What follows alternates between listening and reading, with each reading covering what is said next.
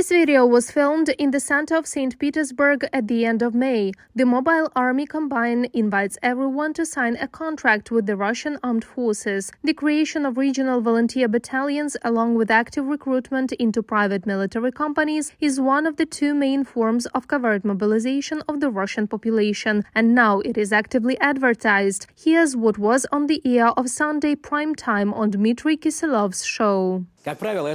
Usually there are mature men. They contact the hotline, you can see the phone numbers below, and immediately make perhaps the most important decision of their lives. My task was to support the volunteers to strengthen the decision. According to the main directorate of intelligence of the Ministry of Defense of Ukraine, the Kremlin has obliged each of the 85 Russian regions, even Crimea and Sevastopol, to create one new battalion of so-called volunteers to participate in the war against Ukraine and to provide it with financial support. However, the Russian Federation changed its personnel replenishment tactics in order to avoid an undesirable announcement of mass mobilization. Cases of coercion to sign contracts are recorded among the local population in the temporarily occupied territories of Kherson and Zaporizhia regions. A complete carte blanche has been received from the authorities of the Russian Federation for the selection of militants in the colonies. From the message of the official Telegram channel of the main Directorate of Intelligence, Ministry of Defense of Ukraine.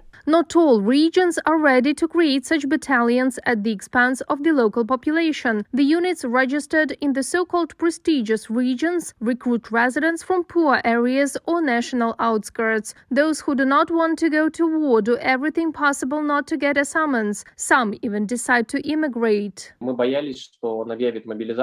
We were afraid that Putin would announce mobilization, and then everyone, young and old, would be drafted into the army. I didn't want to go to war at all. I deregistered at the military registration and enlistment office so that I would not be prosecuted. There was no drama. I just showed them my plane ticket, showed them an invitation from Kazakhstan, went to the airport and flew away. Volunteer battalions are the last chance to avoid mass mobilization. Those who agree are promised solid payments from 200 to 500,000 rubles a month. This is up to $8,000 at the current rate. The so-called volunteers promise to get paid for training as well. At the same time, those who are already fighting on the territory of Ukraine complain that there are still no payments. The fighters of the Chuvash battalion Etel wrote a letter which blogger Yuri Shakeyev published on his Telegram channel. The servicemen demanded that the government pay what they promised. Otherwise, a third of the battalion is ready to break the contracts, the letter says. The military commissar said that 200,000 rubles will be transferred to the personal account of each fighter, as well as daily allowances for each day spent at the coordination point. However, we have not seen these funds so far. We demand that these obligations be fulfilled. From the appeal of the soldiers of the Chuvash battalion,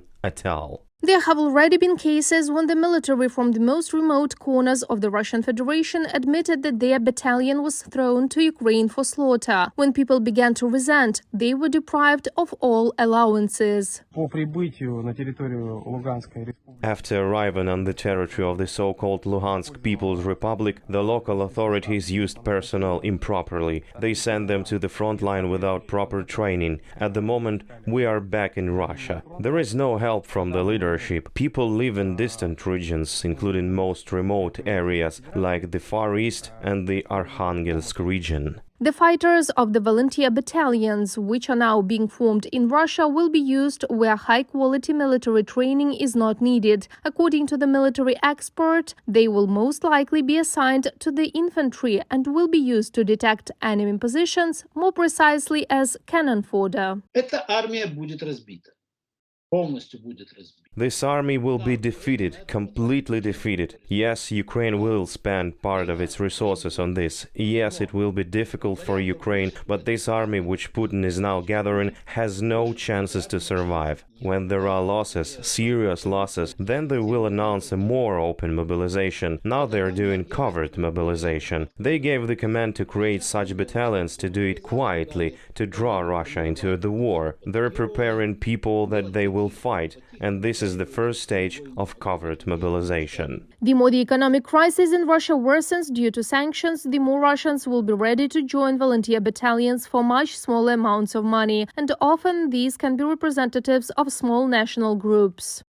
What Putin wants to do, he wants to drag different peoples of the Russian Federation into the war against Ukraine. He wants the following aspect to appear. The Kalmyks are against Ukraine, the Buryats are against Ukraine, to sow discord, hatred between peoples. That's what he wants to do. By creating such national volunteer battalions, the Russian government actually opens a second front against its own idea of the Russian world, the military expert believes. Having gained combat experience on the Ukrainian front, they can use it against the Kremlin. The losses of the Russian army in the 6th month of the war on the territory of Ukraine are already approaching 42,000 killed. Reported by Marina Stepanenko, Natalia Belokudra, UATV News.